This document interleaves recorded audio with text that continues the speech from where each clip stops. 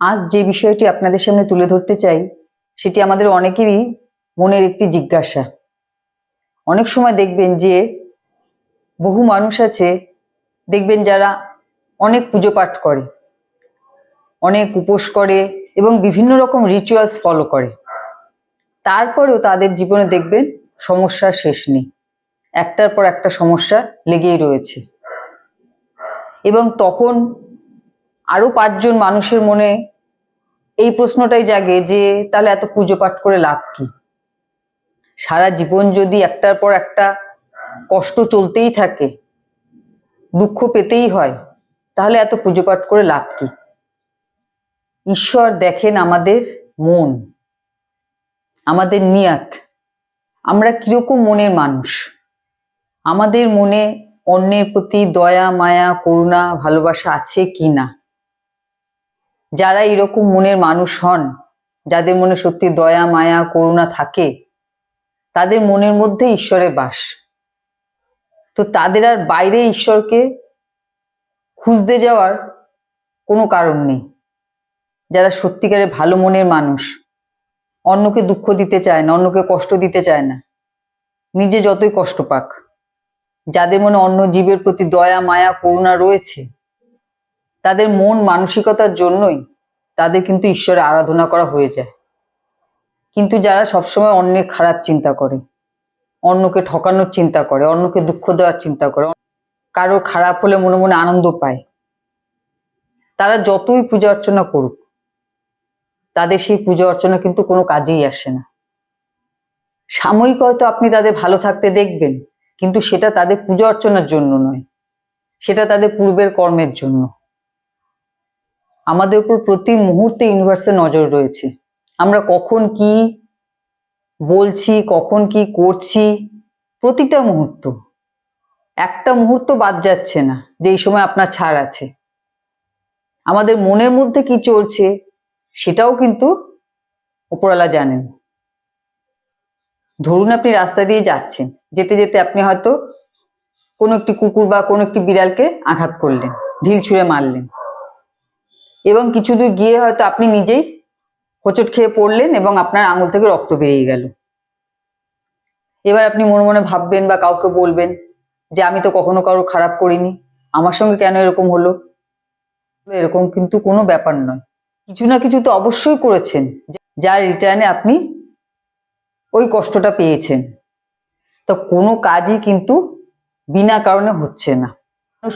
কারণ শুধু আমরা মানুষরা নই, পশু পাখি এবং সমস্ত জীবই কিন্তু এই ইউনিভার্সেরই অংশ। তাদেরকে আঘাত করেও কিন্তু আপনি পার পেয়ে যাবেন না, তাদেরকে আঘাত করার রিটার্নও কিন্তু আপনি ঠিক পাবেন। এবং সেক্ষেত্রে আপনি যতই পূজা অর্চনা করুন, আপনার এই কর্ম কিন্তু কাটবে না। আবার অনেকে আছে দেখবেন যে বাড়িতে সবার সাথে খারাপ ব্যবহার করছে, বাড়ির লোকেদের সাথে, মা, বাবা, স্ত্রী, ছেলে, মেয়ে সবার সাথে খারাপ ব্যবহার করছে, এদিকে খুব ঠাকুরের পুজো করছে। তা সেক্ষেত্রেও কিন্তু এই পুজো কোনো কাজে লাগে না। কারণ আপনি যখনই কারোর সঙ্গে খারাপ ব্যবহার করছেন, তার মন থেকে যে নেগেটিভ ভাইব্রেশন আপনার দিকে আসছে, তার ফল কিন্তু আপনাকে পেতেই হবে। কারণ আপনি অন্যকে দুঃখ দিচ্ছেন, কষ্ট দিচ্ছেন, আপনার কথার দ্বারা কাউকে আঘাত করছেন, আর সে যে আপনার কথার জন্য কষ্ট পাচ্ছে, তার যে নিঃশ্বাস পড়ছে আপনার দিকে, সেই নিঃশ্বাসে কি কোনো মূল্য নেই? সেই নিঃশ্বাসের ফলও কিন্তু আপনাকে ভুগতে হবে। কারণ একটা নেগেটিভ ভাইব্রেশন আপনার দিকে আসছে, যা আপনার ভাইব্রেশনকে লো করবে এবং আপনার বিভিন্ন কাজে ব্লকেজ তৈরি করে দেবে। কোনো কাজ সহজে হবে না। কারণ অনেকে আছে দেখবেন যে সারাদিন অনেক পরিশ্রম করে, এবং তারপরেও যে পরিমাণ তাদের অর্থ রোজগারের কথা, সেই পরিমাণ অর্থ তারা রোজগার করতে পারে না। কিন্তু অনেকে আছে দেখবেন যে নিজের যে ডিউটি, নিজের যে ধর্ম, সেটা পালন করে। পুত্র হিসেবে তার যে ধর্ম, স্বামী হিসেবে তার যে ধর্ম, পিতা হিসেবে তার যে ধর্ম, এই সবকিছু হাসি মুখে পালন করে, এবং এরপর সে অর্থ রোজগারের জন্য যে কাজই করে সেই কাজেই সফলতা পায়।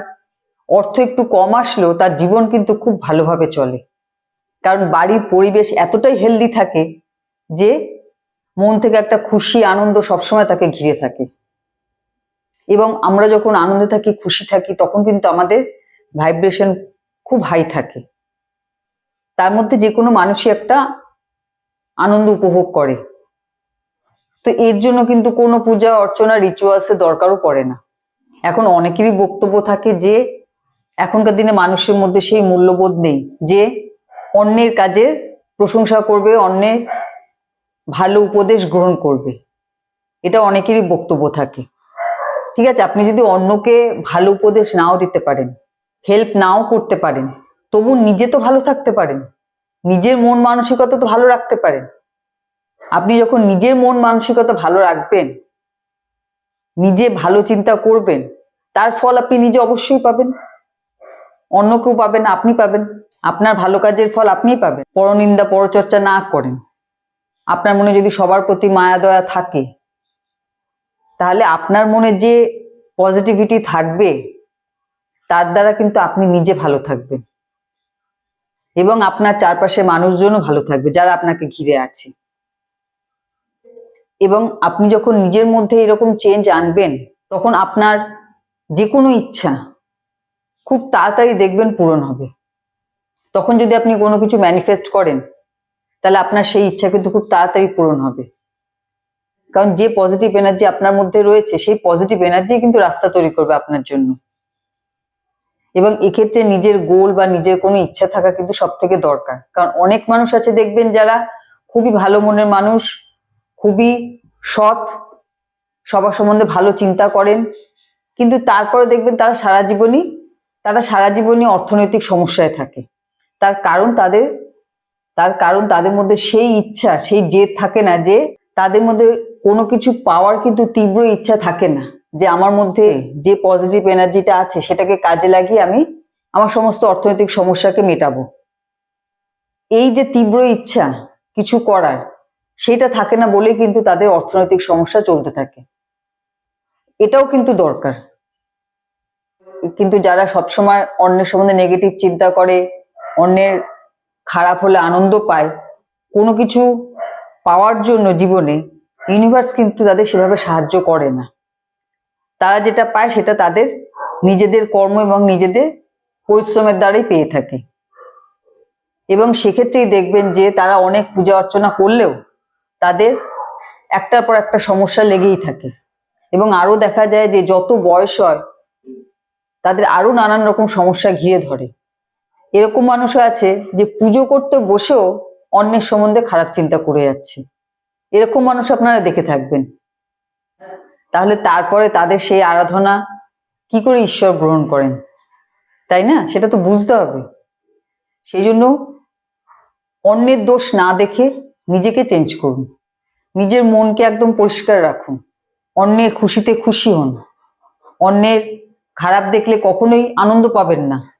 যখন আপনি আপনার নিজের মধ্যে চেঞ্জ আনবেন, নিজের মধ্যে পরিবর্তন আনবেন, তখন দেখবেন যে আপনার কাজে যে সমস্যা তৈরি হচ্ছিল, বারবার যে ব্লকেজ তৈরি হচ্ছিল, সেগুলো কিন্তু আস্তে আস্তে কেটে যাবে এবং আপনার সমস্ত কাজও যথাসময় হবে। ঠিক আছে? তো আজকে ভিডিও এখানেই শেষ করছি। সবাই ভালো থাকবেন, সুস্থ থাকবেন। নমস্কার।